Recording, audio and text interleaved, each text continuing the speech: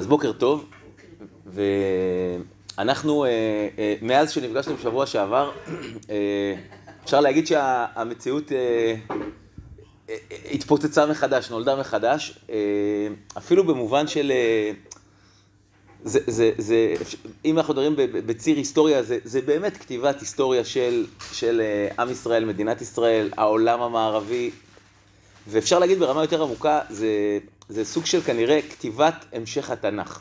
ואני אתחיל שתי התייחסויות לגבי בכלל הספר הזה, התנ"ך, והיום אנחנו דווקא נתחיל, נראה איך יהיה עם הזמן, אנחנו נתחיל דווקא בלימוד שהוא בספר במדבר, אפילו במקרה מפרשת השבוע. ואני אגיד שתי אמירות שקשורות לתנ"ך. אמירה ראשונה שמניטו אמר אותה, מניטו אמר, כמו שאנחנו תלויים בתנ"ך, גם התנ"ך תלוי בנו לא פחות. זאת אומרת, אנחנו תלויים בתנ"ך, יש לנו דרך, יש לנו מסורת, הולכים לפי התנ"ך, מתמסרים לתנ"ך. מצד שני, אם אנחנו לא נמלא את הייעוד שלנו עכשיו, התנ"ך הוא יוצא שקר. זאת אומרת, האמת של התנ"ך היא תלויה במה שקורה איתנו עכשיו. לדוגמה, הנבואות של הנביאים, שנחזור לארץ ישראל, כל מה שאפילו מדברים על שלום, אם אנחנו לא נקיים את זה, הדבר הזה הוא יוצא שקר. זאת אומרת, זה שזה אמת, זה אמת מצד אחד, מצד שני, האמת הזאת תלויה בנו, וזה עניין מאוד מאוד חשוב. דבר שני, זה אמירה של ג'ורדן פיטרסון, שהוא הגדיר את זה בעיניי כזה, בצורה שאפשר סוף סוף להבין אותה. הוא אמר שבתורה ובתנ"ך מקודדים העקרונות הנכונים להתמודד עם המציאות. זאת אומרת, מה המשמעות של מקודדים? זה בצורה פשוטה, אתה לא תמיד יודע להבחין בדיוק מה כתוב, מה המסר. אתה צריך לפתח את העיניים הנכונות, שזה הרבה... בעברית הרבה יותר מדויק. מוצפנים, אבל זה כאילו יותר במובן של הסתרה. מקודדים זה אומר, זה הקוד. נגיד מישהו רואה קוד עכשיו בתוכנית של מחשב, ב-C++, מה שהיה פעם. אם למדת מחשבים, זה אין סוד, אבל רק אתה צריך ללמוד מחשבים, ואתה יודע לפענח מה הפונקציה, מה היא רוצה. זאת אומרת, התורה היא לא סוד במובן המיסטי, אלא זה כתוב, הסיפורים נמצאים, ואנחנו צריכים לחזור לרוח הפנימית שלהם. ולכן זה מה שאנחנו מדברים הרבה על, נגיד, עוד פעם, על מה שמניטו אומר, שצריך לחזור לקרוא את התורה בעיניים הנכונות, ולא בעיניים השכליות, ולא בעיניים הנוצריות, ולכן נגיד, אנחנו פחות לומדים את חכמי ימי הביניים, כי חכמי ימי הביניים הם ניסו לסדר את הפשט, שלא יהיה סתירות בפשט, או ניסו להגיד מסקנות פשוטות. אבל לחזור לארץ ישראל, ולחזור להיות עם ישראל, ולחזור לדבר עברית בצורה עמוקה, זה לקרוא את הדברים האלה ברוח הנכונה, בדרך הנכונה, להפיק את מה שמקודד, לא במובן של מוצפן, אלא מה שמקודד, ולכן סיפורים של בראשית, וקין והבל, והאבות, ועקדת יצחק, זה להבין שיש פה מסרים שהם נותנים לנו פשר, ודבר שני, הם נותנים לנו גם דרך התבוננות. ולכן מפה, אנחנו באמת בימים המיוחדים האלה, של ימים של התעוררות והתמודדות והתחדשות, אז אנחנו נקרא שני חלקים בתורה, חלק אחד בפרשת בעלותך, אנחנו נקרא את פרשת המרגלים, והחלק השני, אנחנו נדבר על המודל של ההתמודדות, ונראה אם יש למישהו רעיון מה השלב הבא, ובאמת זאת גם פרשת שבוע, ומי שכבר נגע בזה, לפני יומיים שלושה, זה הרב אייל ורד, הוא רב ממכון מאיר, שהוא בעצם הכווין להתבונן בסיפור של המרגלים. אז עכשיו אנחנו ניכנס בפשט לסיפור של המרגלים, וננסה להבין מה מקודד בו אלינו קדימה, ומזה ניקח פרשנות וניקח אחיזה מושגית במה שקורה עכשיו, כי חלק מהמשמעות של התורה זה לתת לנו פרשנות עומק, זאת אומרת, זה כבר כתוב, זה מקודד, ובעצם התורה אומרת לנו, תכיר את זה, זה יחזור ואתה צריך להתמודד עם זה. אז באמת אחד החטאים הגדולים של עם ישראל, הוא הגיע אולי לפיינל פור יחד עם העגל, יש כמה חטאים גדולים של עם ישראל, גמר כזה, אז אחד החטאים הגדולים זה חטא המרגלים, שיש לו גם עוד סעיף. מה הסעיף הנוסף של חטא המרגלים? מה קרה מיד אחרי חטא המרגלים? חטא המעפילים. וגם פה, יש פה עניין עמוק, אז אנחנו נזכור חלק מהפשט ונוחז במושגים.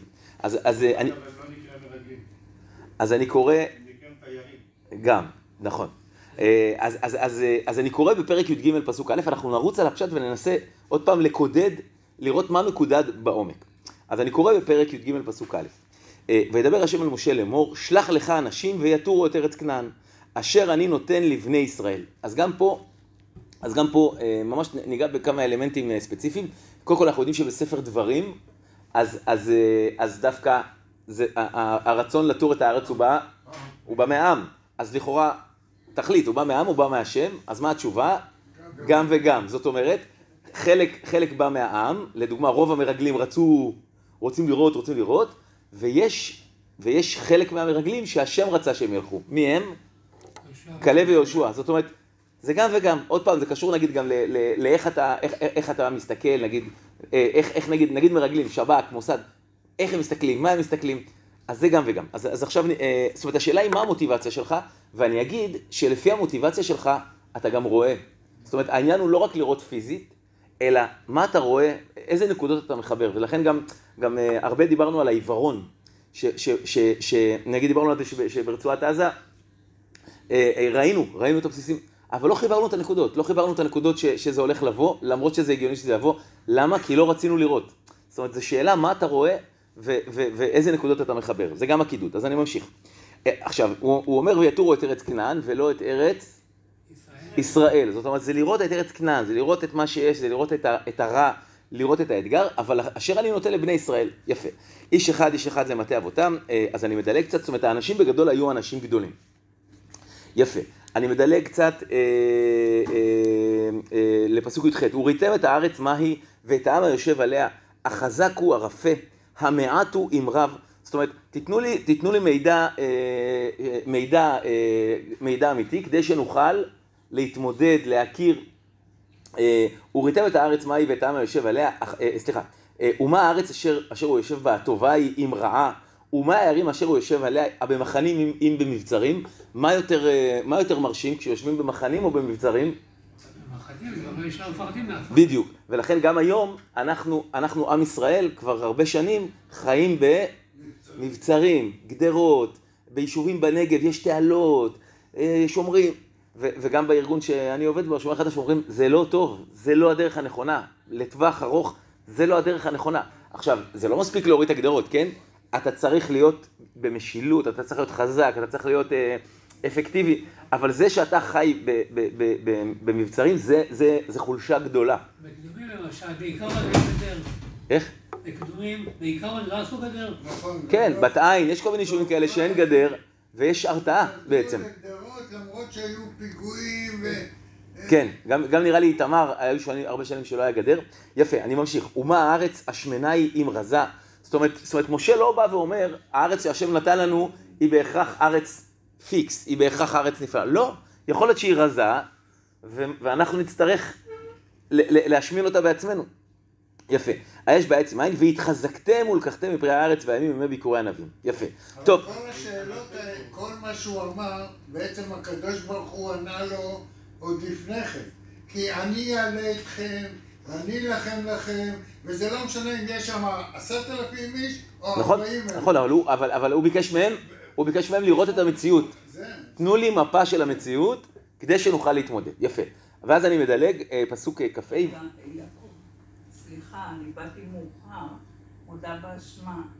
מה אנחנו לומדים עכשיו? אנחנו לומדים עכשיו את ספר במדבר, כפרשנות למצב שאנחנו נמצאים בו עכשיו, כתוכן ממשיג ופותח. כן. בתנ"ך. לא אקטואליה במובן הפשטני, אלא זה לאחוז במושגים. יפה, וזה גם פרשת שבוע. אז אני ממשיך. פסוק כ"ה, וישובו מתור הארץ מקץ 40 יום, ש40 יום זה מספר כזה, מספר מתכלל של תקופה, נכון? 40 יום, 40 שנה. המבול, נכון. וילכו ויבואו אל משה ואל אהרון ואל כל עדת בני ישראל, אל מדבר פרן קדשה, וישיבו אותם דבר, ואת כל העדה, וירום את פרי הארץ, ויספרו לו ויאמרו, באנו אל הארץ אשר שלחתנו, וגם זבת חלב ודבש, וזה פריה. אפס, הכוונה עכשיו, אבל, יש את אלה שתמיד אומרים אבל, אני מאוד מעריך אותך, אבל, אני אוהב אותך, אבל, כאילו, האבל הזה זה, אבל זה בעצם תמחק כל מה שאמרתי קודם. כדי שישמעו לך קודם קצת סדר, כן, בדיוק. אפס כי עז העם היושב בארץ, והערים פצורות גדולות מאוד, וגם ילידי הענק ראינו שם. זאת אומרת, פה מתחילה הפרשנות של הפחד, של האימה, של הטלטלה. עמלק יושב בארץ הנגב, והחיטי והיבוסי והאמורי יושב בהר, והכנעני... איך? רוצה אתה ואלה להתמודד. כן, זאת אומרת, אמירה כזאת של אוי ואבוי ומה יהיה ואין מצב ואי אפשר לנצח. ושוב, אני חושב שגם אלה דברים אמיתיים. זאת אומרת, אני חושב שהם לא שיקרו, אלא, ואם הם לא שיקרו, אז מה הבעיה? הבעיה היא שהם הסתכלו על הדברים ונתנו פרשנות שהיא פרשנות, נקרא לזה ריאלית, ולא פרשנות אמונית. זאת אומרת, הם לא חיברו את מה שהם רואים לאומץ ולאמונה, אלא הם חיברו את מה שהם רואים לפחד וחוסר ייעוד, שהנקודה של הייעוד היא מאוד חשובה. יפה. ויעש כלב את העם אל משה, ויאמר עלה נעלה וירשנו אותה כי יכול נוכל לה. זאת אומרת, כלב משתיק את כולם ואומר לא, אנחנו יכולים, יש לנו אפשרות. וגם פה, כלב הוא לא בהכרח חולק על המציאות, הוא לא בהכרח חולק על מה שהם ראו, אלא כלב מתחיל איזה דיבור שעד היום אנחנו ממשיכים איתו, להבין מה זה עם ישראל, להבין מה המשמעות של עם ישראל, מה הייחודיות של עם ישראל, ועוד מעט אנחנו נראה גם בחטא המעפילים מה זה לא עם ישראל. זאת אומרת, כלב אומר אנחנו יכולים, יש לנו אפשרות, יש לנו שליחות. והאנשים אשר עלו עמו אמרו לא נוכל לעלות אל העם כי חזק הוא ממנו. ויוציאו דיבת הארץ אשר תרו אותה אל בני ישראל, דיבה הכוונה, סוג של לשון הרע, סוג של התייחסות שלילית, מורידה.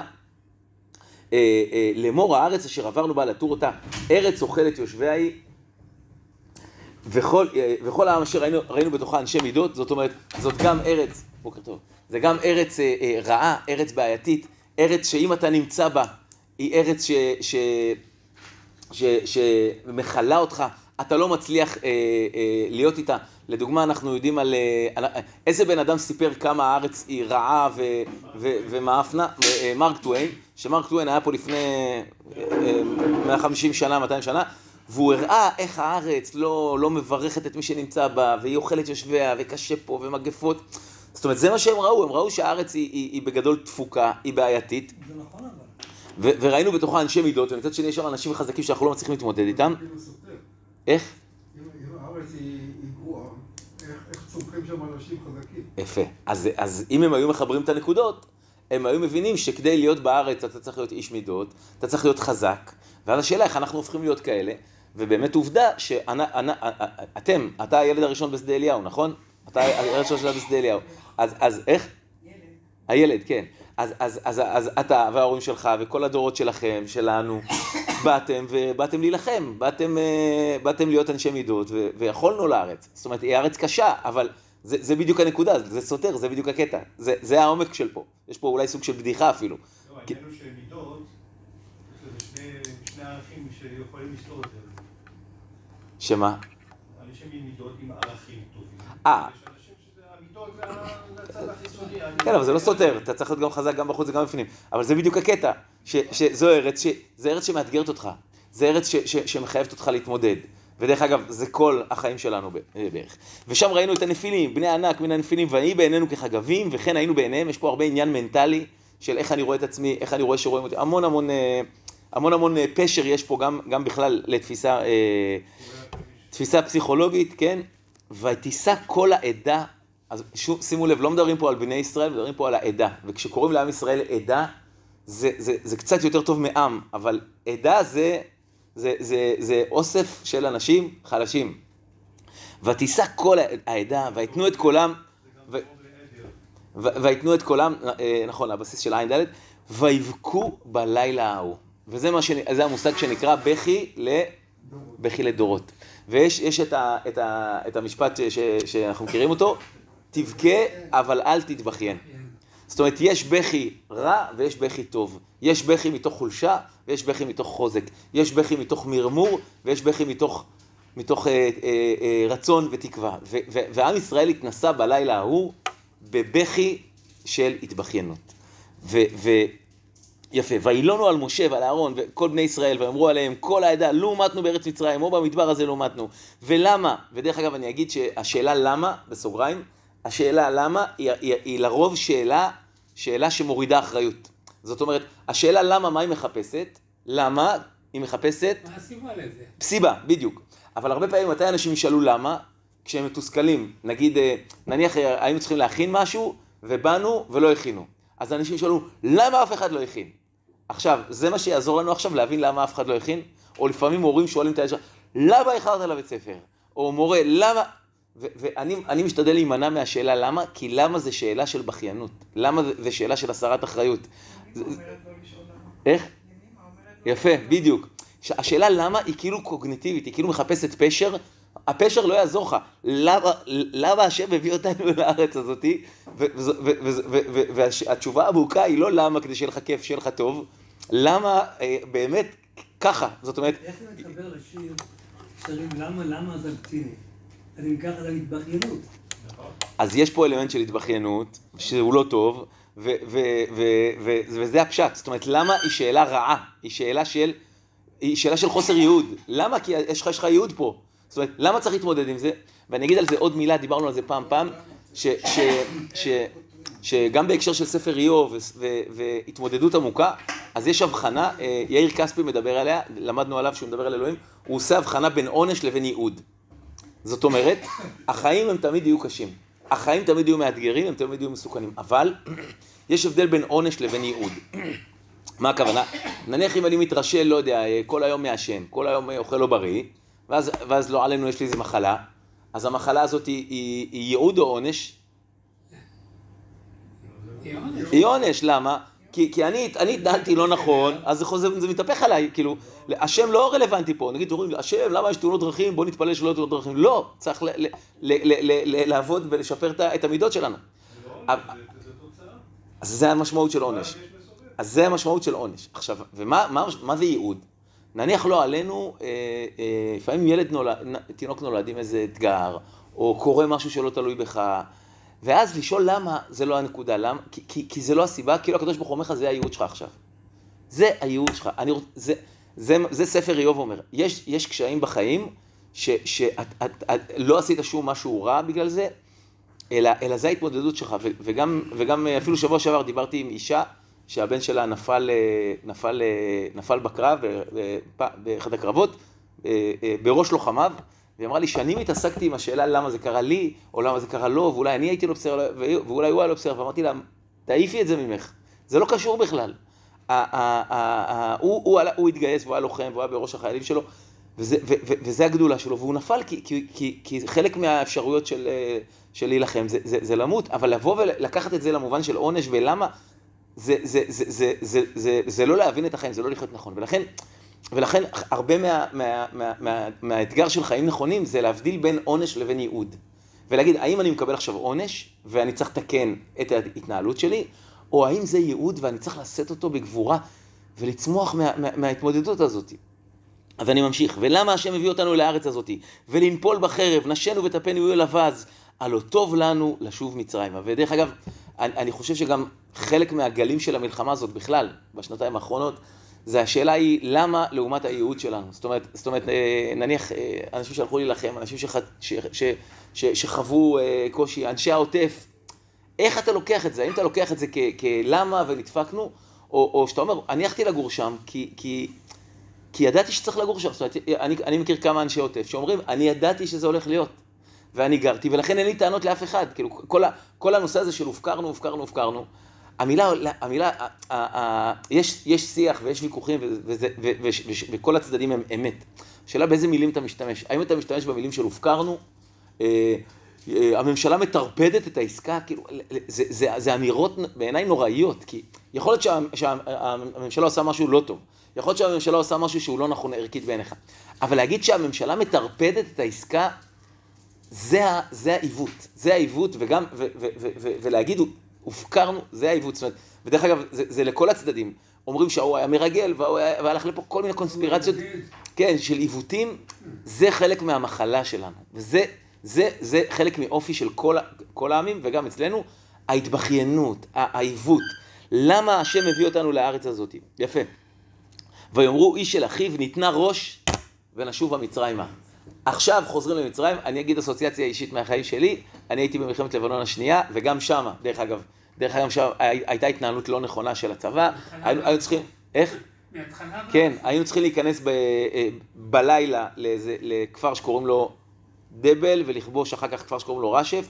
נכנסנו מאוחר, הגענו באור, שזה נורא והיום, ונכנסנו לבתים, וחלק מהבתים היו טעות, וב-12 בצהריים, בית לידי התחיל לחטוף טילים, נהרגו שם 8 חיילים ו30 פצועים. אני הייתי שם, והתחלנו לפנות, והיה אירוע מאוד מאוד קשה, ואז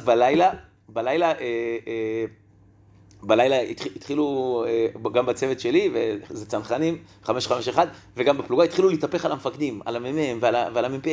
רוצים, מה זה, ורוצים לחזור. ואז ממש אחד החיילים אמר, עכשיו אנחנו עולים על מדס, היה לנו בגדי ספורט, ורצים לגבול. כאילו זה היה 4-5 קילומטר ריצה. וגם שאלו אותי, כבר אז הייתי ותיק, כבר קראו לי, יעקב, אתה ותיק, מה אתה אומר, עושים מרד? ואני אמרתי, לא עושים מרד, כאילו אנחנו פה חיילים, יש פה מפקדים, אנחנו נשמע להם, בסוף לא היה מרד. אבל ממש, הניתנה ראש ונשובה מצרימה, זה קודם כל דרמטי, וזה קודם כל מאוד מאוד מאוד קשה. אבל בסוף שם אתה נמדד שם, ברגעים האלה, כמה אתה אומר, הפקירו אותי, וכמה אתה אומר, אני פה ויש משימה, ואני ממשיך, כי יש לנו ייעוד, יש לנו דגל, יש לנו מגמה. ולכן אני ממש ראיתי את זה בעיניים, ניתנה ראש ונשובה מצרימה, ובסוף זה לא קרה, והמשכנו במלחמה, שאני חושב שזה היה הדבר הנכון, גם מנטלית. יפה, ויפול משה ואהרון על פניהם, לפני כל קהל עדת בני ישראל, משה ואהרון נשברים. משה ואהרון לא עומדים בזה במובן פשוט, הם לא הצליחו לעמוד בסחף הזה. אז של מי הבעיה? של העם או של משה ואהרון? של העם. של העם, אתה אומר?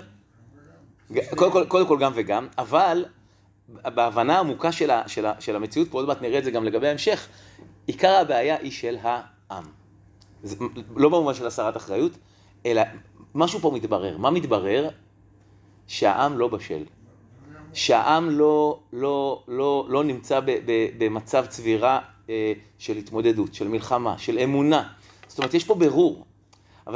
וזה שמשה ואהרון נשברים, הם נשברים כי הם מבינים, הכיתה הזאת היא לא תיגש לבגרות השנה. זה לא יהיה. זאת אומרת, נדחה להם, זה לא יצליח עכשיו. אנחנו לא נעפיל למונדיאל, הכדורגל הישראלי, גם המונדיאל הזה לא יעפיל למונדיאל. זאת אומרת, זה לא עובד. ויהושע בן נון וכלב בן יפונה תרים את הארץ, קרעו בגדיהם. זאת אומרת, גם, דיברנו על זה, מה זה קריאת בגדים? חוץ מאבל פשוט. קריאת בגדים זה... זה שבירת כלים. זוכרים שלמדנו על המנהג בל"ג בעומר של לשרוף בגדים? לשרוף בגדים אני עכשיו שובר את כל מה שראיתי עד עכשיו. אני מבין שאני רואה מחדש את המציאות. זאת אומרת, קריאת בגדים זה מצד אחד אבל, מצד שני וואו, זה המצב. ויאמרו אל כל עדת בני ישראל לאמור, הארץ אשר עברנו בה, לתור אותה טובה הארץ מאוד מאוד. והם אמרו את זה אז, אנחנו נראה שהיום אנחנו מקיימים את זה. למה אנחנו מקיימים את זה? מה שנקרא גם וגם. למה אנחנו מקיימים את זה? יותר מזה, תכפיל ב10. לא נכון. לא. אלה שבחוץ באים. יפה. זאת אומרת, קורה פה משהו לא נורמלי, שקרה פה ב7 באוקטובר גם, לא נורמלי, שהישראלים מגדירים את עצמם. איך ישראלים מגדירים את עצמם? נגיד, דיברתי גם עם איזבל, שלחתי לה שיהיה לימוד, אז היא שולחת לי, אני תקועה בחול. להפך, כאילו, תשארי בחול, ואת השתגעת לחזור לפה לטילים שנופלים עלינו. אתמול נפל פה טיל בתל תאומים, כאילו, השתגעתם? זה... כתבם? זכה, כתבם. אז בעצם מה שקורה פה עכשיו, אנחנו מקיימים, היום, אתמול, השבוע, מקיימים את הדברים של יהושע וכלב. אנחנו מתקנים את זה, זה מה שאמרתי בתחילת הלימוד. אנחנו מוכיחים שזה אמת. עכשיו, זאת אומרת, זה שישראלים נדחפים, ובסוף ההוא נדחף, כתבו, 2 פליטות ריאליטי, נדחפו למטוס לחיילים, כאילו, כי זה קצת מטורלל, אבל זה קצת בדיחה אפילו, אבל אנחנו עם משוגע במובן החיובי שלו, ועוד מעט אם יהיה זמן, אולי אני אקריא חלק ממשהו שמישהו כתב, על זה שעמי אירופה מקנאים בנו בלב. אם יהיה זמן אני אקריא את זה. זאת אומרת, זה שיהושע וכלב אומרים, טובה הארץ מאוד מאוד, אנחנו עכשיו סוגרים פה מעגל. עכשיו, יש הרבה שירדו נכון, כאילו ליוון, נכון. ועל כל אחד כזה יש 5 שחוזרים ובאים להילחם. המטוסים, אנשים הפסיקו ירח דבש, ראיתי את זה בעיניים, וחזרו, באו לפה להילחם, באו לקחת נשק. זאת אומרת, אנחנו מוכיחים היום, השבוע אנחנו סוגרים מעגל עם התנ"ך. זה זמנים היסטוריים, זה התנ"ך מקבל חיים עכשיו, צבע. טובה הארץ מאוד מאוד, אם חפץ בנו השם והביא אותנו לארץ. עכשיו, בעצם מה הם אומרים? אומרים, אם השם ירצה אותנו, אבל מה המשמעות העמוקה? דיברנו על זה כשלמדנו על... מה זה אומר שהשם חפץ בנו? שאנחנו נרצה בעצמנו, נכון? דיברנו על זה, להקריב קורבן, לרצונכם תזבחו. זאת אומרת, מה זה אם השם חפץ בנו? אם אנחנו נפתח את הזהות שלנו, נבין מי אנחנו, נבין מה אנחנו עושים פה, נבין מה הייעוד שלנו, זה המשמעות של אם חפץ בנו השם והביא אותנו לארץ הזאת ונתנה לנו ארץ אשר היא ארץ זבת חלב ודבש. אך בהשם אל תמרודו. מה ההבדל בין, דיברנו על מה ההבדל בין חטא, נכון? דיברנו על זה הרבה פעמים, חטא, עוון ופשע. איפה המפתח הזה היה כל כך חשוב? בין עוון לפשע? חטא העגל. חטא העגל זה זכה בגביע, שזה החטא הכי גדול. ובחטא העגל, מי העביר את עם ישראל מפשע לעוון? אהרון. תשימו לב, זה מה שהם אומרים.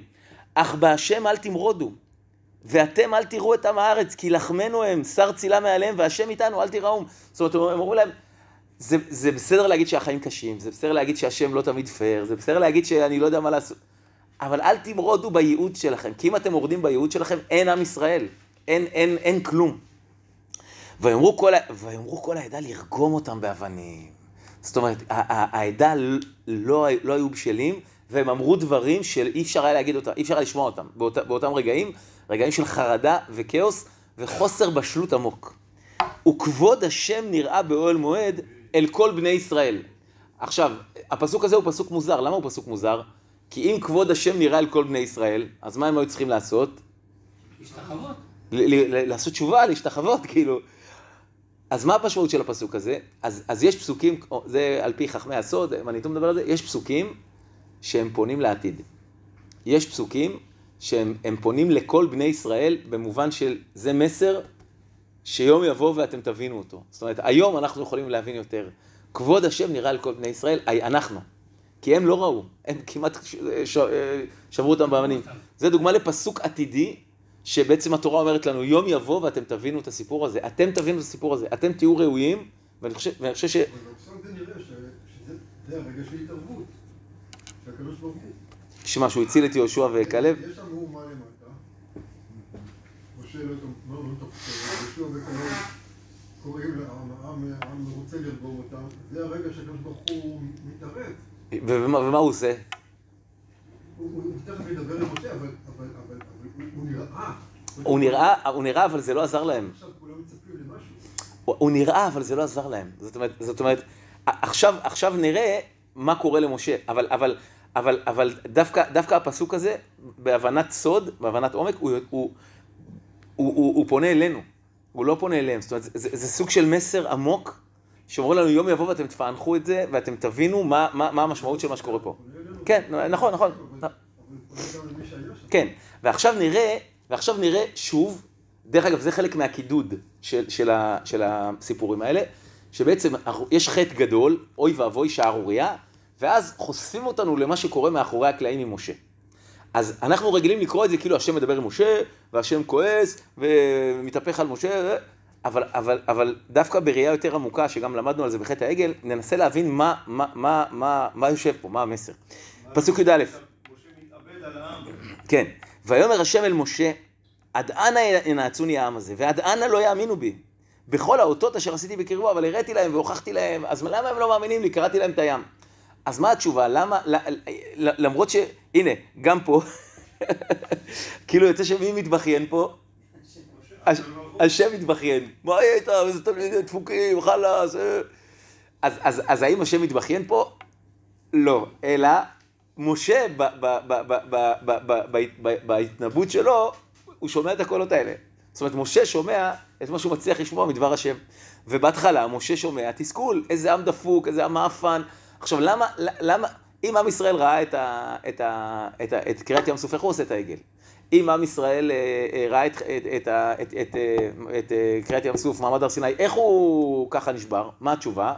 אז יש אמירה אומרים, ראתה שפחה על הים, מה שלא ראה יחזקאל בן בוזי. זאת אומרת, שפחה על הים, ראתה את קריאת ים סוף, ויחזקאל בן בוזי לא ראה. אבל, הפעם הרב ויצמן, הראש ישיבה של מעלות, הוא אמר, ראתה שפחה על הים, אבל היא נשארה שפחה. זאת אומרת, היא בסוף שפחה שראתה נס מאוד מאוד גדול. אבל כמה מהנס הזה, כמה מההבשלה הזאת היא נכנסה אליה? לא הרבה. למה? כי כדי לצאת מתודעה של שפחה, זה לא מספיק לראות נס. הרבה פעמים קוראים דברים, או אתה עושה דברים למישהו, יש כזה משפט שאומר, האהבה תנצח את הכל. אבל האהבה היא לא מספיקה. מה שצריך זה תהליך, זה בנייה, זה עבודה מאוד מאוד קשה. ויחזקאל ראה את מה שהיא לא ראתה, כי יחזקאל היה נביא, יחזקאל בנה את עצמו. אין בעל הנס מכיר בניסו. כן, בדיוק. ולכן, פסוק י"ב, הכנו בדבר והורישנו, ועשה אותך לגוי גדול ועצום ממנו. אז אנחנו מכירים את זה כבר בחטא העגל, שכאילו השם אומר למשה, בוא נעיף את הדפוקים האלה כבר, ובוא אתה תקים בית מדרש, תקים דרך, ויאללה, ובוא נבנה את עם ישראל מחדש. ודיברנו על זה, ודיברנו על זה שלמי האמירה מוכוונת פה? לא, למשה. זה מבחן של משה. והמבחן הוא, דיברנו על זה גם בעבר, מניטו הסביר את זה, הנה, בפרספקטיבה היסטורית, שבחטא העגל השם אומר למשה, בוא אני אחסל אותם ואני אעשה אותך לגוי גדול, ואז מה משה אומר לו? הוא אומר לו, זכור לאברהם, ליצחק ויעקב. זאת אומרת, משה עונה לקדוש ברוך הוא, אנחנו לא דת שמתחילה מנביא, מרב, אנחנו דת של משפחות. זאת אומרת, למפרע אנחנו רואים דתות שקמו מנביאים, כאילו מצדיקים, הנצרות, אוי ואבוי, האסלאם, אוי ואבוי, מה קורה עכשיו עם האסלאם, ומשה אומר, בודה גם התחילה מהחכם, משה אומר לקדוש ברוך הוא, אנחנו משפחה במובן הזה שאנחנו עובדים קשה, עובדים לטווח ארוך, אנחנו נחנך את העם לאט לאט, זאת אומרת, כאילו השם אומר למשה, אתה מסכים לקחת את העם הזה לתהליך חינוכי, את העם הזה, או שאתה הולך להקים קהילה של מצוינים. ומשה אומר, וואו, אכלנו אותה, אנחנו צריכים להתקדם עם העם הזה עכשיו לאורך ההיסטוריה, ועכשיו משה עונה לקדוש ברוך הוא משהו חדש יחסית, זאת אומרת, הוא גם עונה על זה בחטא העגל, אבל זה העניין הספציפי. ויאמר משה אל השם, ושמעו מצרים, כי העלית בכוחך את העם הזה מקרבו, ואמרו אל יושב הארץ הזאת, שמעו, כי אתה השם בקרב העם הזה, אשר עין בעין יראה, אתה השם ועננך עומד עליהם בעמוד ענן, אתה הולך לפניהם בעמוד אש לילה, והמית את העם הזה כאיש אחד. ואמרו הגויים אשר שמעו, אז בעצם משה, מה הדו-שיח שלו עכשיו עם השם? מה הוא אומר לו? אם אתה תהרוג את בני ישראל, מה יצא? חילול השם. זאת אומרת, לא הצלחת, זה כאילו הקדוש ברוך הוא איזה ארס, שאתה אומר לו, אז יגידו שלא הצלחת. מה המשמעות העמוקה? איך? אבל מה המשמעות העמוקה? למה משה מדגיש את מצרים ואת עם ישראל? כי בעצם משה מזכיר לעצמו ולקדוש ברוך הוא, שעם ישראל הוא אמור לתת פשר לעולם. התפקיד האמיתי של עם ישראל זה לא להיות בתוך תוכו, זה לתת פשר לעולם, לתת תקווה לעולם. לעם ישראל יש תפקיד בעולם, והשבוע אנחנו רואים את זה בצורה פלאית ועצומה, שעם ישראל הוא נלחם את המלחמה של כולם, ממש ככה. כאילו אפילו, נראה לי קנצלר גרמניה הוא אמר, עם ישראל עושה את העבודה המלוכלכת של כל העולם, עומד מול הרשע, מתמודד, לא מקבל את השקרים ואת ההבטחות, ומסתכל על המציאות בצורה הכי פשוטה והכי אמיתית והכי אמיצה, מחבר את הנקודות. עם ישראל הוא עושה את זה, וטראמפ הגדול מתלבט, כן ייכנס, לא ייכנס. זאת אומרת, עם ישראל הוא לא רק פרוקסי של ארצות הברית, הוא גם, אבל הוא מסכים לראות את המציאות, הוא מסכים להילחם את המלחמה הערכית, ולכן עוד פעם אני חוזר. נכון, ולכן עוד פעם משה אומר, ואומר משה אל השם, ושמעו מצרים, כי העלית בכוחך את העם הזה מקרבו. יש עם ישראל נולד, עם ישראל יש לו תפקיד במציאות. אם אתה תהפוך את העם הזה לכנסייה, לנצרות, לאסלאם, זה לא מה שאתה רוצה. אז אני ממשיך.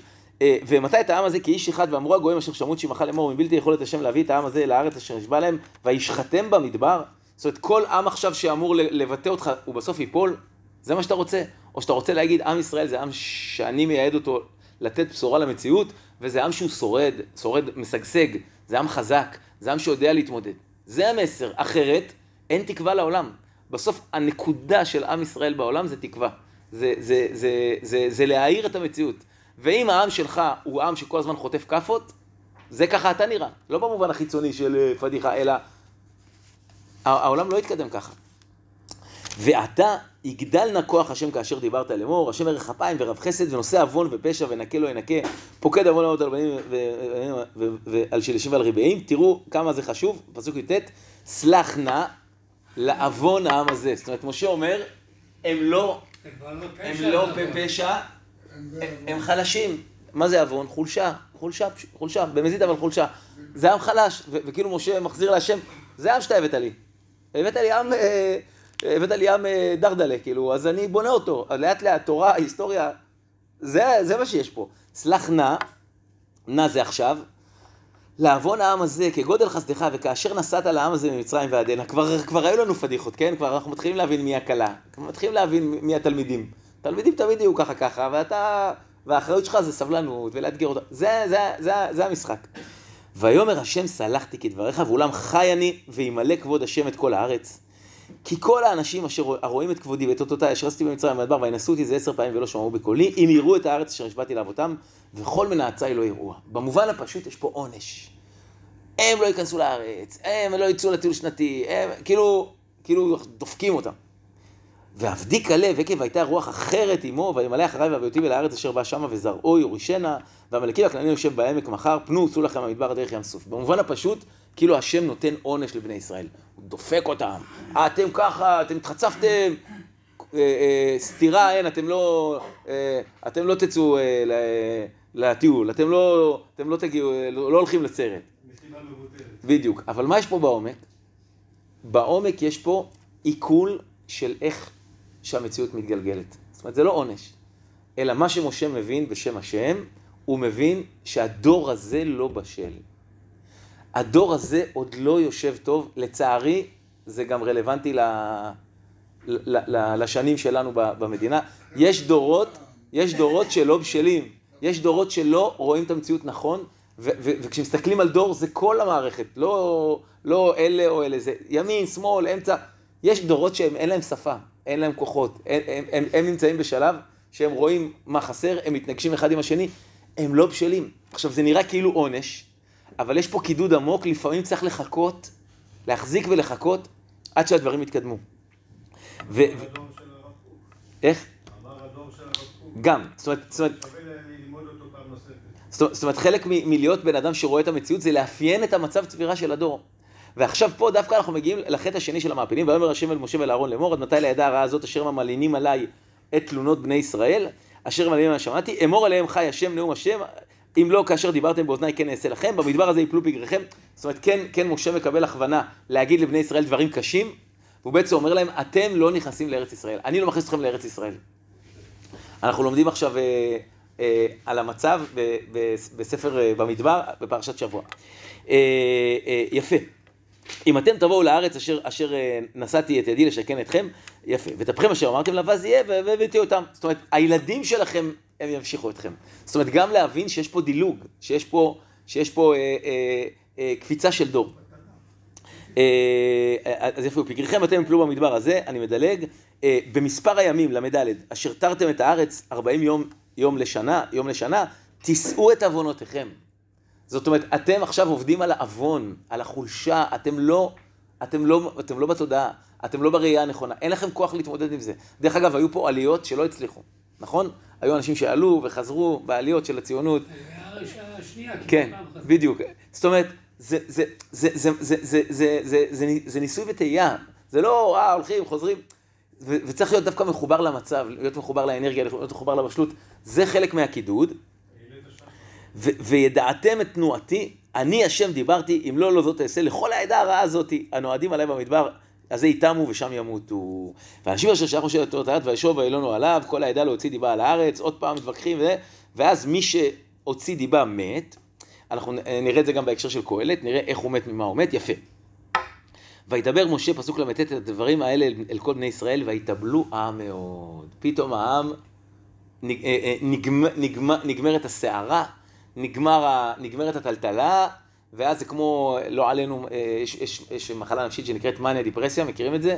שאתה יכול להיות בדיפרסיה, זאת אומרת, אנשים בדיפרסיה הם בדיכאון, חלק אפילו, אני מכיר אנשים שגם לא עלינו, שמו קץ לחייהם, וכשאתה במניה, אתה חבר של כולם, מסיבה, מזמין, הולך, קונה, אנשים יכולים לקנות דברים במיליונים, זה מין גלים כאלה. אז עם ישראל פתאום התעורר, פתאום מבין שהוא היה לא בסדר, וישכימו בבוקר, ויעלו אל ראש ההר לאמור, הננו, ועלינו אל המקום אשר אמר השם, כי חטאנו. זאת אומרת, התורה אומרת לנו, אם אתה לא בשל, אתה מגלה את זה שאתה לא בשל, ואם אתה לא בשל, אל תעשה. אל תילחם כשאתה לא בשל. זאת אומרת, אם אתה לא בשל, תייצר בשלות ואז תילחם. ויאמר משה, למה זה אתם עוברים את פי השם, והיא לא תצלח? אל תעלו, כי אין השם בקרבכם, ולא תנגפו לפני אויביכם. זאת אומרת, לעשות דברים מתוך התלהבות חיצונית, זה לא נכון. זאת אומרת, אתם עכשיו לא עולים להילחם בארץ כי בגלל הייעוד שלכם, אתם עולים כי נפגעתם, כי אתם פוחדים, כי אתם עצובים. אין השם בקרבכם, הכוונה, אתם לא באמת רוצים. ואם אתה לא באמת רוצה, אל תעשה. יש פה מסר כאילו אנטי חינוכי, או יש פה מסר כאילו כך אחורה. זאת אומרת, המסר העמוק הוא חייבים להיות מחוברים למציאות באמת. כי העמלקי והכנעני שם לפניכם, ונפלתם בחרב. כי על כן שבתם מאחורי השם ולא יהיה השם עמכם. ויעפילו לעלות אל ראש ההר, ואהרון ברית השם ומשה לא משהו מקרב המחנה. כאילו משה, כאילו כביכול, כאילו לא זורם איתם, כאילו לכאורה, הנה התלמידים רוצים, למה לא? וחלק מהחינוך האמיתי זה להגיד, אתם לא בשלים. אנחנו לא בשלים. אנחנו לא ניגש השנה לבגרות. זאת אומרת, דווקא פה אנחנו רואים שהתורה אומרת לנו בעומק, צריך גם לדעת להיכשל. צריך גם לדעת להתמקם, להגיד, זה לא עובד. אנחנו לא מצליחים, לא לדחוף בכוח את העגלה מבחוץ. וירד העמלקי והכנעני היושב בהר ההוא, ויקום ויקטום עד החורמה. ולכן הסיפור הזה הוא גם מראה לנו את הנטייה שלנו לפעמים לפחד ולהגזים ולשאול למה. והרבה פעמים כשאנחנו במקום הזה, זה אומר שאנחנו בגל של חוסר בשלות, ובעומק זה גם בשלות אבל זה גם ייעוד. והבשלות והייעוד הם מזינים אחד את השני. זאת אומרת, ככל שאני מבין שיש לי ייעוד, ככה אני מבין שיש לי גם בשלות. והרבה פעמים, זאת אומרת, לא הרבה פעמים, אבל כנראה, הדברים לפעמים הם מתגלים בצורה פשוטה, ולפעמים הדברים מתגלים במציאות. לדוגמה, מה שהראה לנו כעם, שאנחנו כן מתחילים להיות בשלים, זה לצערנו זה 7 באוקטובר. ש7 באוקטובר פרץ עלינו, בלי הכנה, לא ראינו, לא הסכמנו לראות, לא הסכמנו לחבר את הנקודות, זה פרץ עלינו, אבל אפשר להגיד עכשיו בראייה של כבר כמעט שנתיים, שזה היה סוג של מבחן. מי אתם ומה אתם, והפוך על הפוך, מה התגלה? שדווקא הדור הצעיר, שהרבה לכלכו עליו וירדו עליו, דווקא דור המסכים גם הראה איתנות, וגם הראה, אני חושב, חיבור למורשת ולמסורת. דרך אגב, מאז המלחמה יש ממש, אצל הדורות הצעירים יש התקרבות למסורת ולדרך, ואצל דורות מבוגרים להפך. כי באמת הדורות המבוגרים הם סוג של דור המדבר. הם סוג של דור המדבר. אני חושב שגם בגדול המנהיגים, במובן כזה, שלום, במובן כזה,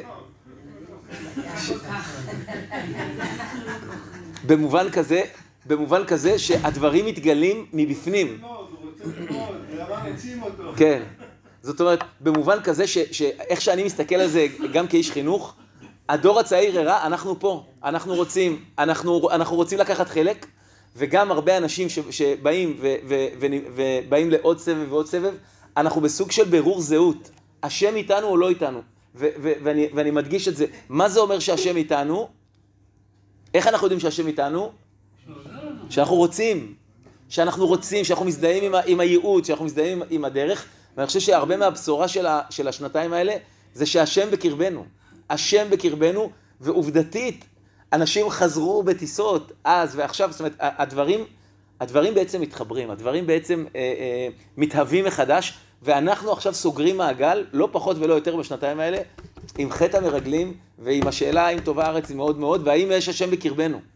וזה, אני חושב שזו בשורה קדימה לשנים הקרובות, ולכן התכנים האלה מקודדים פה, גם בתור להבין מה לא עובד, ותחכו לזה שזה יעבוד. אז גל אחד היה גל של הציונות, שעלינו לארץ הציונות החילונית, גל שני, וזה באמת סוג של הבנה בשלב הזה, אבל להבין שיש פה ממש סגירת מעגל על טובה הארץ היא מאוד מאוד.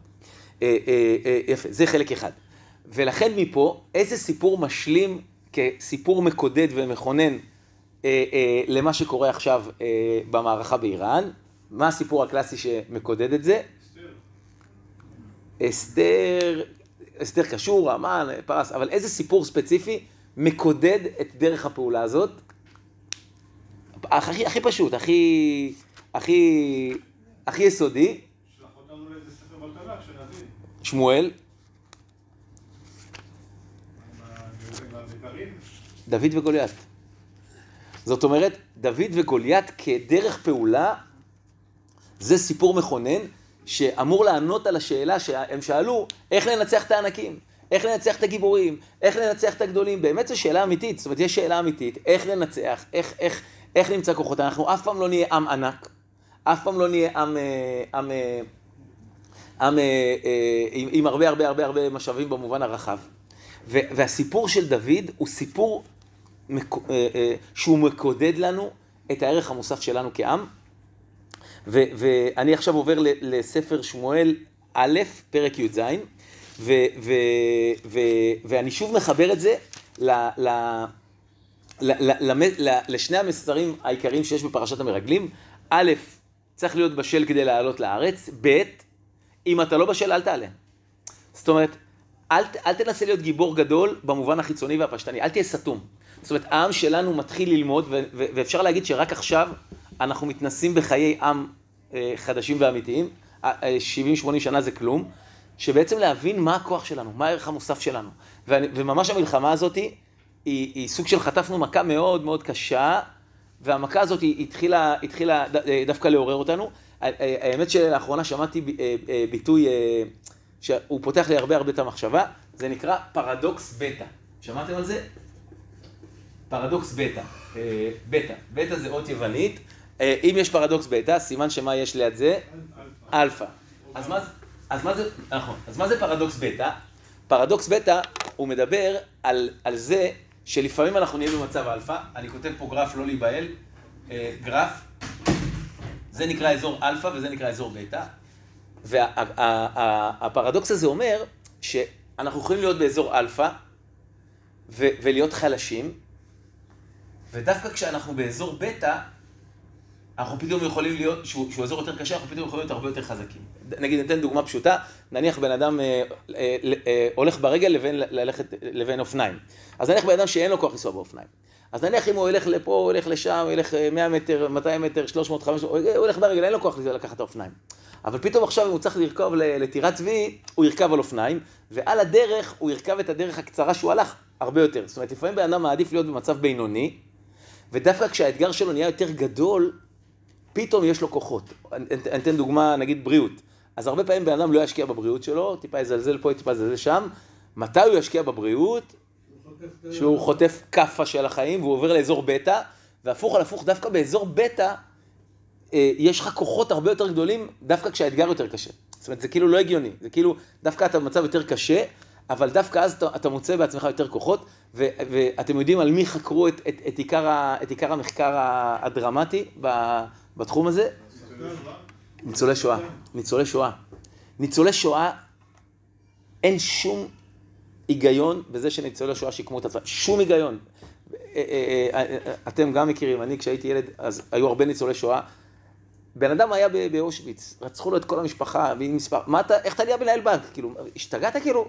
איך אתה עושה תואר? איך אתה מתעסק עכשיו לא יודע, צ'קים? והם דווקא הבינו שדווקא כשבן אדם חווה את הגרוע מכל, אז זמינים לו כוחות עצומים שלא היו זמינים לו לפני שהוא חווה את הגרוע מכל. שזה לא הגיוני, אבל זה כנראה במציאות, זה הפרדוקס בטא. כשאתה עובר לאזור בטא, אתה יכול לחוות דברים מאוד מאוד קשים, אבל אתה מוציא כוחות שלא היו לך עד עכשיו. ששוב, צריך להקל את זה. ולכן, אפשר להגיד שאנחנו מה-7 באוקטובר עברנו לאזור בטא, לטוב ולרע. ושוב, אני לא שמח שזה היה. אבל עובדתית עברנו לאזור בטא, ועד השאלה, איך אתה כשאתה באזור בטא? ודווקא הצלחנו לאט לאט לפתח את הערך המוסף, ומה שחשוב פה זה שהצלחנו לפתח, ואני מבחינתי לא איש צבא ולא איזה מומחה גדול, לא יודע, למהלכים, אבל כן, אני איש רוח ונפש, ויש פה תרבות שאנחנו מתחילים לפתח אותה, שעם ישראל זה עם שהוא יודע לפעול מתוך אסטרטגיה, ואני חושב שמה שאנחנו עושים עכשיו, גם מה שעשינו עם הביפרים, ומה שאנחנו עושים עכשיו באיראן, אנחנו בעיקר מייצרים הרתעה, שהיא הרתעה מאיזה סוג? הרתעה מנטלית, שאם אנחנו באמת נצטרך, אנחנו נפרק אתכם. איך? לא יודעים. אבל אנחנו עם שמצליח לתפוס את המציאות בשורש שלה, וזה עניין של תודעה, ומצד שני, מה שדוד מלמד, שאנחנו עם שגם כשצריך, הוא יודע להגביר את האנרגיה בצורה חזקה ולנצח. אז עכשיו נראה... מה היו המלחמות לפני כן? יום כיפור, מלחמת סיני. אז קודם כל, אנחנו לאט לאט בונים את ההיסטוריה, וגם שם, הנה, ביום כיפור אותו דבר, עברנו לאזור בטא, וקרו דברים שעוד פעם, זה מה שאומרים גם על אחרי יום כיפור וגם על 7 באוקטובר, שהעם שלנו, לפחות בעידן הזה, הוא מגיב מעולה למצבים שהם מאתגרים, ובמלחמת ששת הימים דומה למלחמה הזאת. זאת אומרת... אתה מצפה למלחמה הבאה? איך? למלחמה הבאה. אז שוב, אני מדבר יותר במובן המנטלי, במובן של האופי של העם שלנו. זאת אומרת, אנחנו פה מבררים את האופי שלנו, ואני חושב שעיקר המסר הוא שהשם איתנו, כי אנחנו מתעוררים, אנחנו פוגשים את הנשמה, פוגשים את הייעוד, פוגשים את הרצון, וזה מתבטא גם באיך אנחנו פועלים. אז בשביל לאסוף, נראה כמה חלקים מהסיפור של דוד, וכנראה זה ייקח לנו כבר את עיקר הלימוד להיום, אבל זה ראוי להקדיש לימוד כזה בזמנים כאלה תנכים. אז אנחנו בשמואל א', פרק י"ז. דוד הוא ההופכי של הסיפור הזה של המעפילים. הם אמרו ניתנה ראש, ודוד התייצב כראש. גם הוריד את הראש. למה כראש? הוא היחיד שאמר, אנחנו יכולים להתייצב מול המפלגה. כן. אז הנה, בוא נזכור חלק מהסיפור של דוד וגוליית, כדי עוד פעם לאסוף את הרוח, את הקונספט. ויאספו פלישתים את מחניהם למלחמה, ויאספו סוחו אשר ליהודה, ויחנו בין סוחו ובין עזקה באפס דמים. יפה. ושאול ואיש ישראל נאספו ויחנו בעמק האלה, ויערכו מערכה לקראת פלישתים. פלישתים עומדים על ההר מזה, וישראל עומדים על ההר מזה, והגיא ביניהם. ויצא איש הביניים ממחנות פלישתים, גוליית שמו מגת, גובהו 6 אמות וזרת, וכובע נחושת על ראשו ו7 קשקשים. הוא מאוד מרשים, הוא מאוד מראה, דרך אגב, כמו האיראנים, כל הזמן דיברו, שימו לב, הם כל הזמן מאיימים, ואתם תראו, וזה גם מפחיד, והם גם עושים דברים רעים, אבל יש פה איזה החלטה לעמוד מול זה. הוא לבוש משקל שריון 5,000 שקלים, מצחת נחושת על ראשו, אוקיי. אני מדלג קצת, אבל ממש יש פה תיאור איך, ממש איזה טילים יש לו, ואיך הוא, ומה קורה איתו. ויעמוד ויקרא אל מערכות ישראל, ויאמר להם, למה תצאו לערוך מלחמה על אנוכי הפלישתי, ואתם עבדים לשאול, ברו לכם איש וירד אליי, אם יוכל להילחם איתי ויקני, והיינו לכם לעבדים, ואם אני אוכל לו והכיתי, והייתם לנו לעבדים ועבדתם אותנו, אז גם זה נראה תיאור כזה מטומטם כזה, כאילו, אם אני נצח ואתה נצח, כאילו זהו, כולם עכשיו הולכים, הרי ברור שלא, הרי ברור שזה סוג של קרב שיראה מי ינצח, הרי בסוף הקרב לא הוכרע רק שם, נכון? זה כאילו זה כמו תוכנית ריאליטי כזאת, מי שמנצח, השנים עבדים. עכשיו, בגלל שהפסדנו לך כל עם ישראל יהיה עבדים, זה סוג של עניין מאוד מאוד סמלי, ובפשט, מי אמור להילחם עם גוליית? שאול גבוה משכמו ומעלה. שאול, איפה אתה? וזה בעצם מראה ששאול לא בא להילחם, בצורה פשוטה, שאול לא בא להילחם מתוך חולשה. בעומק, שאול לא בא להילחם, כי זה לא השדה שאנחנו צריכים להילחם איתו. זאת אומרת, אנחנו לא נילחם איתם בגובה ובעוצמה. זה לא האיכות שלנו. זאת אומרת, זה סיפור מכונן, זה לא סיפור פשוט שהיה. זאת אומרת, שאול לא בא להילחם כנראה גם כי הוא פחד, וגם כי הוא הבין שהוא לא יצליח. זאת אומרת, אנחנו כמו המעפילים. זה לא שעכשיו תעשה זבנג וגמרנו, זה לא עם ישראל. זאת אומרת, יש פה, אני חושב, עיצוב זהות עמוק מי אנחנו ומה אנחנו. ויאמר הפלישתי, אני חירפתי את מערכות ישראל היום הזה, תנו לי איש ונלחמה יחד. וישמע שאול וכל ישראל את דברי הפלישתי האלה, ויחתו ויראו מאוד. אז מצד אחד זה לא טוב, מצד שני זה כן טוב. כי כנראה אף אחד לא מצליח להילחם עם גוליית ככה. זאת אומרת, זה עוד פעם שילוב בין דבר רע לדבר טוב. דרך אגב, גם אנחנו יודעים איך אנחנו יודעים שפחד זה דבר שהוא טוב, שהוא חלק מהחיים שלנו, כתפיסה. אצל מי כתוב שהוא פחד? יעקב, וגם יצחק, ואחד חרדה גדולה, וירא יעקב ויצר לו. זאת אומרת, חלק מלהיות מעם ישראל, אתה צריך לעבור במקומות של מצוקה ופחד, וכתוב שיעקב פחד, הוא פחד להרג ופחד להרוג, זאת אומרת, המודל של העם שלנו זה אני אלחם ואני רע לי שאני הורג. זאת אומרת, זה גם סוג של אידיאל שאנחנו מתחילים להפיק לעולם, והעולם מאוד צריך אותו. יפה, ודוד בן איש אפרתי הזה מבית לחם יהודה, ושמו ישי, כאילו מציגים פה את דוד, ובפשט למה זה בעיה שמציגים פה את דוד? לפני פרק הוא הוצג. למה התנ"ך מציג אותו? כי התנ"ך עושה פה סוג של מעשה ספרותי אומנותי, שהוא כאילו אומר, דוד עכשיו מוכן, דוד בשל. דוד. זאת אומרת, גם לפעמים בסרטים פתאום מראים מישהו, בסרטים כאלה של רמבואים, אז יש כזה מנגינה, טה-דה-דה, ואז רואים אותו כזה, קושר את הדברים, טה-דה-דה, הוא מתכונן, כאילו, הוא מוכן, כאילו, זה הזמן שלו. דוד בן איש אפרתי הזה מבית לחם יהודה, ושמו ישי, יפה. ואז הלכו 3 בני ישי הגדולים, הלכו אחרי שאול למלחמה, בכלל לא קראו לו. הוא בכלל היה בבית, לא ספרו אותו בכלל. ודוד הוא הקטן, אני מדלג קצת, 3 הגדולים הלכו אחרי שאול, ודוד הולך ושב מעל שאול לראות את צאן אביו, הוא בכלל יש לו משימה כאילו מאפנה, הוא כאילו רואה צאן. בעומק הדברים, מה אנחנו יודעים? מה המשימה הזאת עשתה? היא חישלה אותו. כי הפעם הרב שטיינזלץ אמר, הוא אמר, אם יש לך איש קטן לידך, לא משנה על מה הוא ידבר, זה יצא קטן. היה בניו יורק, הוא אומר, יש לידך בן אדם גדול, הוא ידבר איתך על לחצות הכביש, וזה וואו, כי הוא בדיוק יגיד לך ואיך, והוא יחבר את זה למשהו פנימי. זאת אומרת, זה לא משנה מה אתה עושה, זה משנה מי אתה. ואם אתה בן אדם גדול, לא משנה מה תעשה, אתה תעשה את זה. הרב קוק אומר, האנשים הגדולים ניגשים לדברים הקטנים בדרכים של גדלות. אז כאילו דוד הוא היה כולה רועה צאן, וכל השאר היו ביחידות קרביות, שייטת, אבל דוד כרועה צאן, הוא היה לוחם, והוא פיתח את עצמו. זאת אומרת, הוא ראה את ראיית הצאן לא רק בפרספקטיבה של לראות צאן, הוא סוג של הכין את עצמו למה, הוא לא יודע, אבל הוא הכין את עצמו.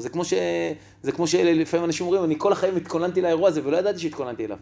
אני מאמין שאנחנו כל החיים מתכוננים לאירועים הדרמטיים של החיים שלנו, ואנחנו סוג של אנחנו יכולים להתאמן עליהם במי שאנחנו, בהחלטות שלנו, בתרבות שלנו.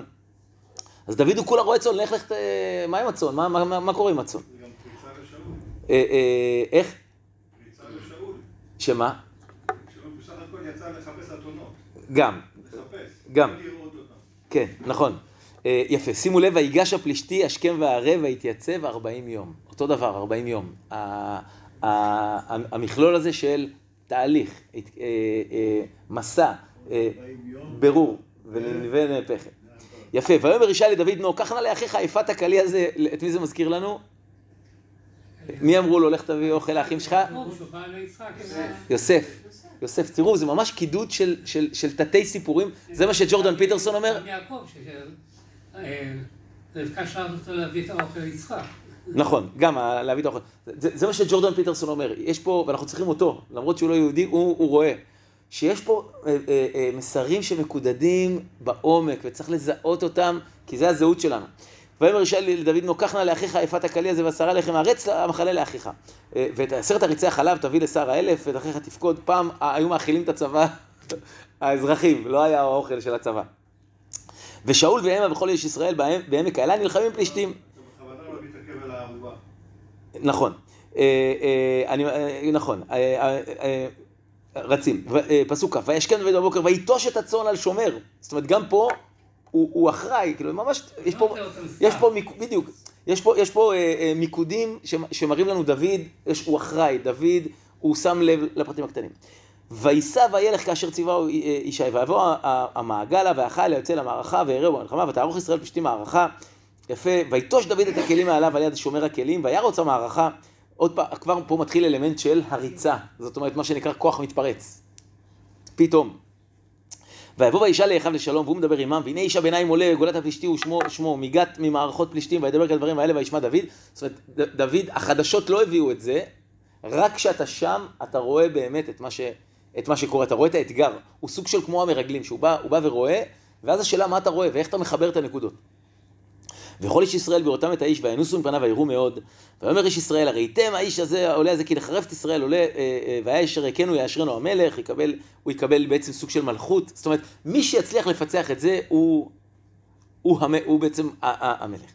ויאמר דוד, פסוק כ"ו, ולאנשים העומדים עמו לאמור, מה יעשה לאיש אשר יכה את הפלישתי? והסיר חרפה מעל ישראל. זאת אומרת, דוד רואה את האירוע הזה כאירוע של משמעות, כאירוע של זהות, כאירוע של כבוד לאומי, גאווה לאומית. כי מי הפלישתי הערל הזה, כי חרף מערכות אלוהים חיים.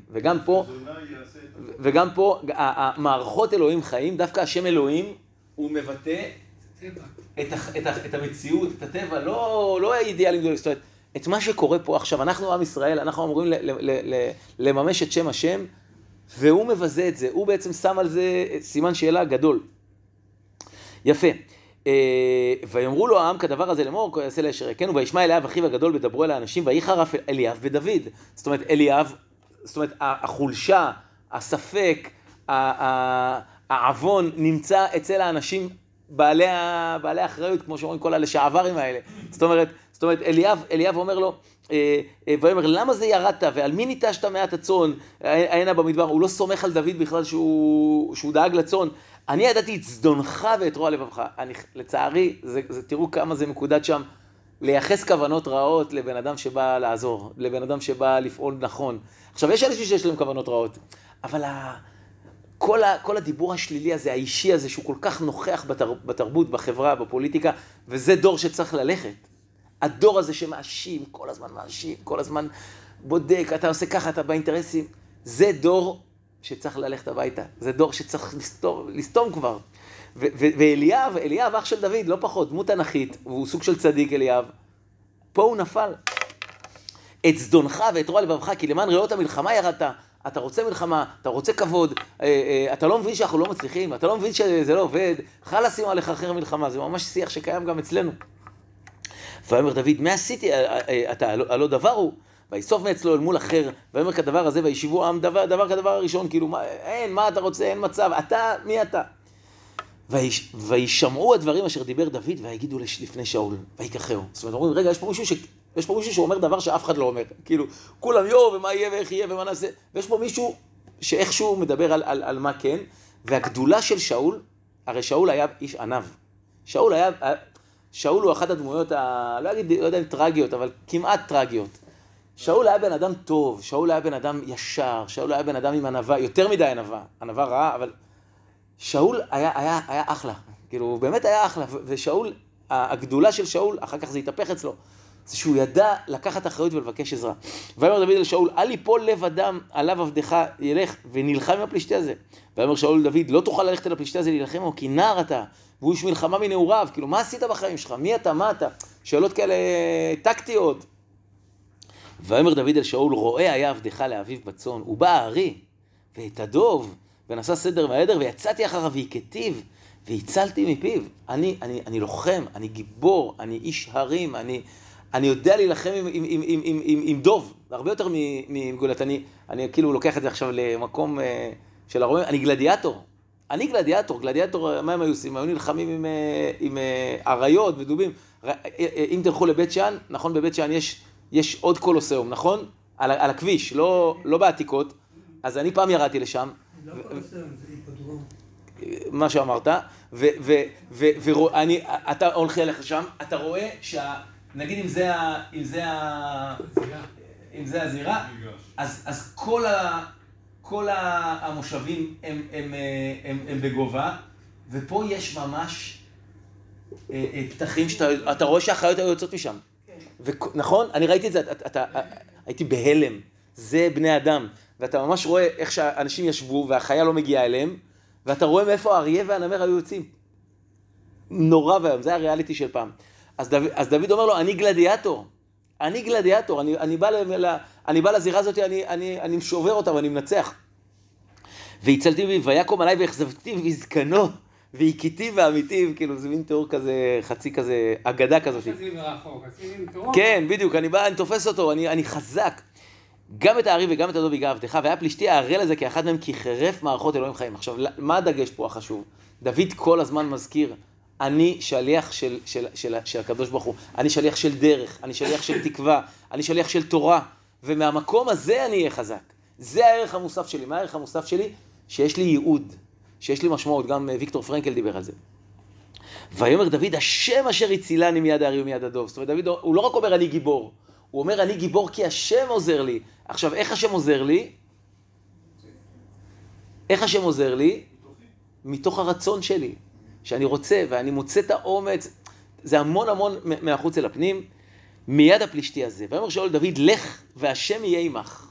אני רואה שיש לך רצון, קח את הרצון הזה והשם יהיה עמך. ואז בהתחלה הוא הלביש אותו את המדים, ונתן כובע נחושת על ראשו שריון, ויתחברו מעל מדיו, ויואל ללכת כי לא ניסה, הוא לא הצליח. ויאמר דוד אל שאול, לא אוכל ללכת באלה. תראו, התנ"ך פה מתעכב על הפיצ'פקס האלה, כי הוא מלמד אותנו, אל תהיה מישהו. זה ממש עניין מנטלי. כל פעם תביא את הערך המוסף שלך. מה הערך המוסף שלך? אני מגדיר את זה בצורה פשטנית, חוכמה ויצירתיות שנובעת מאמונה, לא נובעת מ-700 בפסיכומטרי. זאת אומרת, הגדולה של העם שלנו זה לא שהוא חכם, הוא לא עם משכיל, הוא לא עם פילוסוף. לא בחיים ולא בכוח. בדיוק, הוא עם, אבל זה רוח שמולידה חוכמה, יצירתיות, ביפרים. זאת אומרת, הגדולה שלנו היא היצירתיות שנובעת מהייעוד, ולכן אנחנו נהיה סטארט-אפ ניישן, אבל אנחנו לא סטארט-אפ ניישן כי אנחנו חננות שלומדים מחשבים, כמו שאני למדתי, אלא אנחנו סטארט-אפ ניישן כי יש לנו ייעוד, אנחנו שליחים של בשורה לאנושות, וזה יביא אותנו לעשות את הביפרים. משם זה מתחיל. ויסירם דוד מעליו, ויקח מקלו בידו, ויבחר לו 5 חלוקי אבנים. דוד מייצר את הנשק שהוא תותח בו, והוא יודע שזה נראה משהו קטן, הנה ביפרים, מה ביפרים? זה המכה, וזה מכה איכותית ולא מכה כמותית. וישם אותם בכלי הרועים אשר לו, וילקוט וקלעו בידו, הנה אפילו היה משמות, קלע דוד, ויגש אל הפלישתי. עכשיו גם פה, ובזה אנחנו כבר מתכנסים לסיכום של הלימוד הזה, וילך הפלישתי הלוך וקרוב אל דוד, והאיש נושא הצינה לפניו, הצינה זה המגן. ויבט הפלישתי ויראה דוד ויביזהו, כי היה נער ואדמונים יפה מראה, כאילו, מה זה, הילד הזה, הנער הזה, מי הוא, מה הוא? כן, הקטנצ'יק הזה, החנון הזה, מי אתה, מה אתה? אנחנו נרמוס אתכם, כמו שנסראללה, אתם חלשים. ויאמר הפלישתי אל דוד, הכלב אנוכי, כי אתה בא אליי במקלות? אם זה אתה בא אליי, מה, אני כלב? ומצד שני, דוד כבר מתחיל כבר לעורר אצלו את החרדה. אם אתם זוכרים, אז סיפרתי לכם שאני כתבתי ספר עם הלוחם הזה מנחל עוז, נכון? סיפרתי לכם שהוא הצליח לנצח עשרות לוחמי חמאס, יימח שמם וזכרם, הוא הרג כמעט 20 ופצע גם 10, והספר הוא מוכן, הוא הולך לצאת ממש בקרוב, נשאר רק כריכה, מוכן, והוא יהיה בחנויות וזה, נדבר על זה. אז הוא סיפר לי שהיה לו חשוב להעביר את האימה אליהם, לאט להעביר את האימה אליהם, להתחיל לטלטל אותם, להעביר את הפחד אליהם. והוא אומר, זה מה שניצח את הקרב, אני אעביר את האימה אליך, וחלק מהמיומנות שלנו, שאנחנו רק מתחילים לפתח אותה, זה להעביר את האימה אליהם. כי זה הכל מנטלי בסוף, הכל הרוח. ופתאום גוליית מתחיל לצאת מפרופורציות, כאילו, אני אפרק אותך, אבל מה, אני כלב? כן, אתה כלב. ויקלל הפלישתי את דוד באלוהיו, וגם אותו בחור, מיקי הזה, אמר לי, שברגע שהוא ראה שהם מתחילים לקלל ולצעוק, הוא אומר, ידעתי שאני יותר חזק מהם. או הוא סיפר שנגיד היה שלב שהם פרצו לבית ויריססו ויצאו, הוא אומר, אני אנצח אותם, כי יש לי מיקוד ויש לי פוקוס, והוא גם אמר, השם היה איתי. הוא אמר, השם היה איתי. והוא כתב אחר כך בקטע המסכם, תקראו את זה בספר, הוא כתב, השם היה איתי בזה שרציתי. ממש מה שאנחנו מדברים פה. אתם תקראו את זה, אני ממליץ לכם. ויקלל הפלישתי את דוד באלוהיו.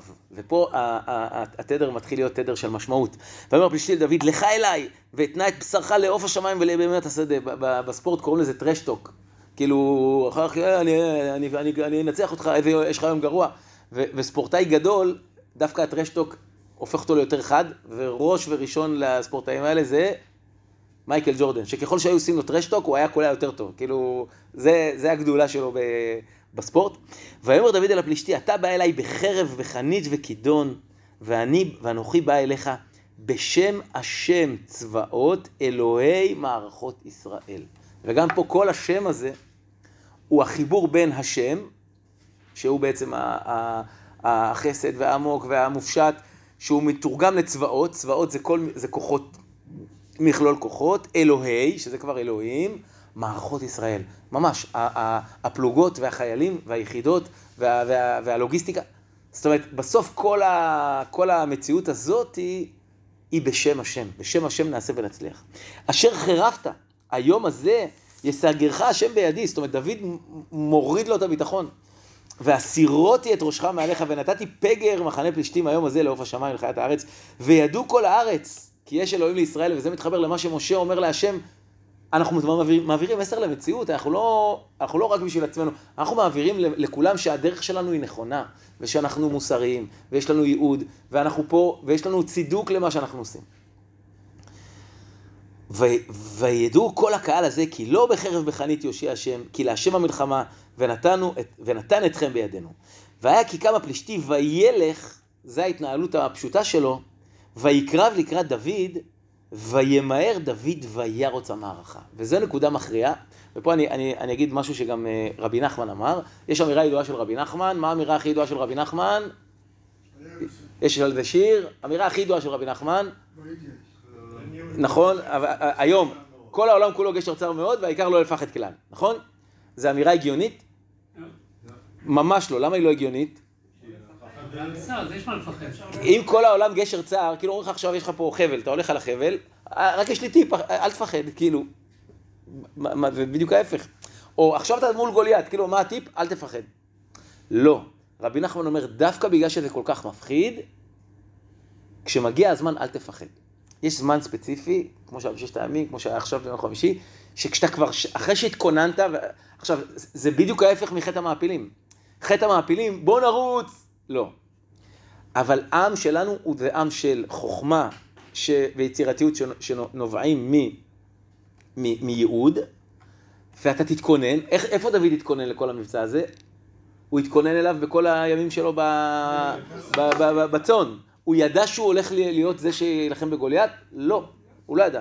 אבל הוא ידע שהוא רוצה להיות הכי טוב, הוא ידע שהוא רוצה להיות לוחם, הוא ידע שהוא רוצה להיות חזק.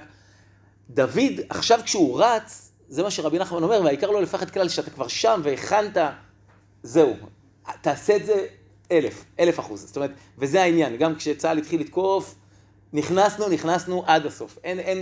אי אפשר להסתכל אחורה, ותראו כמה זה דרמטי. עכשיו, בששת הימים, זה נכון גם ב7 באוקטובר, זה נכון ביום כיפור, אבל נגיד ששת הימים, ומה שקרה השבוע, זה וירץ דוד, זה תרבות של, אסור לך לפספס, כאילו. אתה מפספס, גמרת, ועכשיו תרוץ. זה הלך רוח שהעם שלנו מפתח אותו כתודעה מנטלית של יכולת גם לא לפחד כלל. זאת אומרת, דווקא כי העולם כולו גשר צר מאוד, העם שלנו זה העם שיודע, בספורט קוראים לזה המאני טיים, הוא יודע לקחת את הזריקה הנכונה ולקלוע אותה, זה המיומנות שלנו במציאות. וימהר דוד וירוץ המערכה לקראת הפלישתי, וישלח דוד את ידו אל הכלי, ויקח משם אבן, ויקלע ויח את הפלישתי אל מצחו. עכשיו, האם דוד קלע בראשונה? לא בטוח. למה? איך אנחנו יודעים שלא בטוח? הוא לוקח 5 אבנים, בדיוק, כמו המשחק. יכול להיות שהוא רצה אחד ולא הצליח, עוד אחד לא הצליח, לא משנה.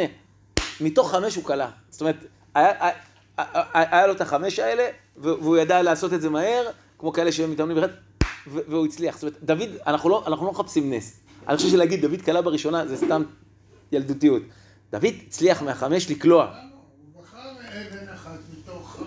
לא, אבל לא, אני אומר, יכול להיות שהוא קלע בראשונה. יכול להיות, אבל זה לא הנס, זה לא הנס. היה לו, בכדורסל נגיד, פעם אחת הוא עשה. בכדורסל בקליעות ל3, אז מה זה אחוזים טובים?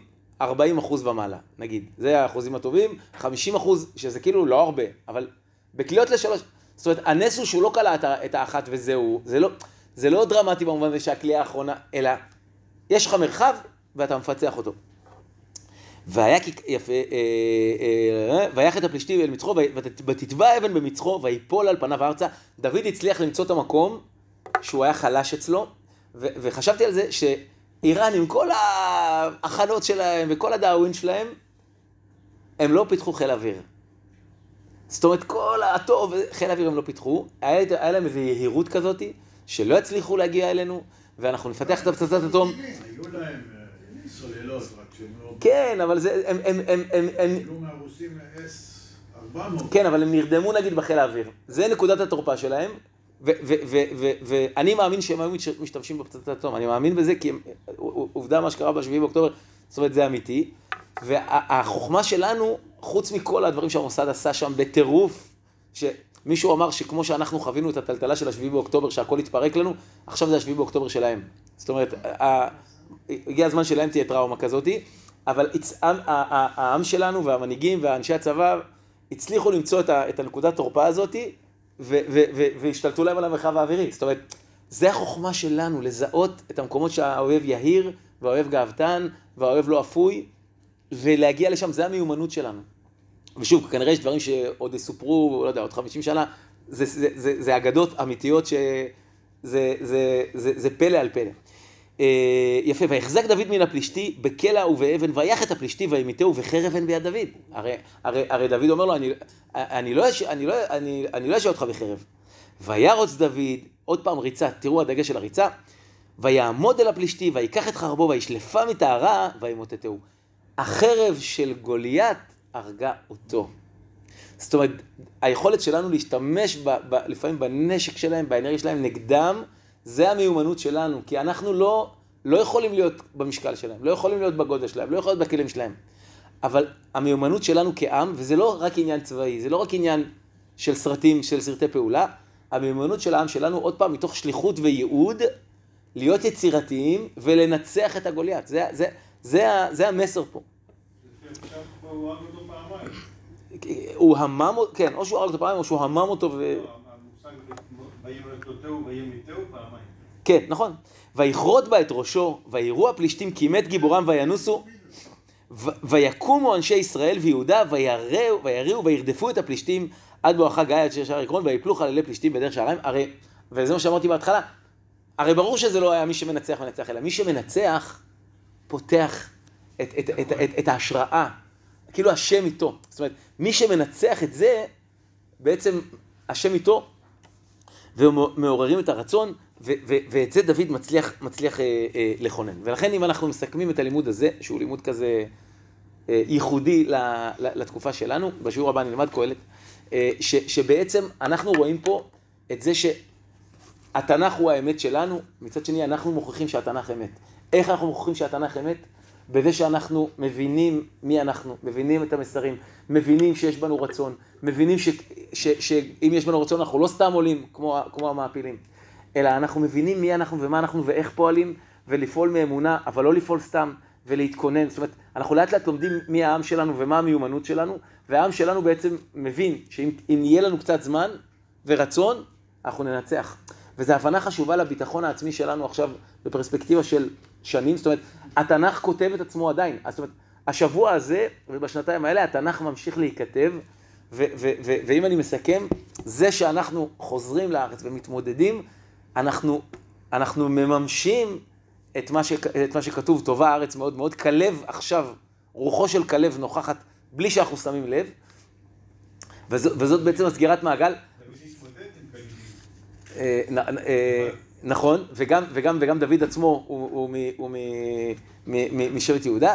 ואני אגיד דבר אחרון, הוא כבוד השם נראה על בני ישראל, זה היום. והדבר הכי החמצה שיכול להיות, ואני אומר את זה נגיד עכשיו לחניכים, זה שאנחנו נמצאים בימים האלה, אז בואו נקבל את ההשראה האמיתית, בואו נבין באיזה ימים אנחנו, בואו ניתן לרוח לעבור דרכנו ולא נשאר שפחה שראתה על הים את הקריאת ים סוף ונשארה שפחה. אני אומר לי ולכולנו, בואו נראה את הימים הגדולים האלה ונמשיג אותם וניקח אותם הלאה למשמעות, כי התנ"ך נכתב ואנחנו עכשיו מוכיחים את זה שטובה הארץ מאוד מאוד בעצם מי שאנחנו, ולכן חשוב להסביר לנו, חשוב להסביר לילדים, לנוער, שזו תקופה של גדלות שהרצון חוזר אלינו, הייעוד חוזר אלינו, וזאת רק תחילת הדרך. זאת אומרת, יש פה עידן חדש שאנחנו יכולים לממש אותו מבחינת הרצון שלנו והבשורה שלנו לעם ולמציאות. אז אז זה לימוד, שדרך אגב, מי שהתחיל את הדיבור על חטא המרגלים זה הרב אייל ורד, ומפה גם השבוע גם חלק מהאנשים בשומר אמרו לי, תן לנו מקורות, אנחנו צריכים להעביר על זה וזה, אז ישר עברתי דוד והסיפור הזה, ומפה אנחנו מתחזקים.